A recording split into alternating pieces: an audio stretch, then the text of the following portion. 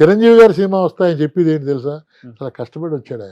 ఇతనిలో ఎవరు కష్టపడలే, ఇతని కష్టంలోంచి పైకి వచ్చిన మనిషి అని వాడైనా ఇంకా గొడవలు పడతాడు ఆయన తోటి. ఓకే. రెండోది 1 to 10 Chiranjeevi, 1 Chiranjeevi, 2 Chiranjeevi, 3 Chiranjeevi, up to 10 వరకు చిరంజీవి అని చెప్పిన మనిషి ఆయన. ఇంకిద్దరి మధ్యన గొడవ ఉంటుంది, సపోర్ట్ లేకుండా. ఇప్పుడు కాకుండా ఏముందని వచ్చారండి. ఇప్పుడు ఆయనే చెప్తారు, పవన్ కళ్యాణ్ గారు కూడా అంటారు కానిస్టేబుల్ మా ఫాదర్ అని. అంతే ఏమీ లేకుండా సొసైటీతో మద్రాసు వెళ్ళి ఫిల్మ్ ఇన్స్టిట్యూట్ లో జాయిన్ అయ్యి అంత కష్టపడి ఈ రోజున దేశాన్ని శాసించగలిగే పొజిషన్ గాని వచ్చారు. అది గ్రేట్. ఆ గ్రేట్నెస్ ఆయన ఫీల్ అయ్యేవాడు.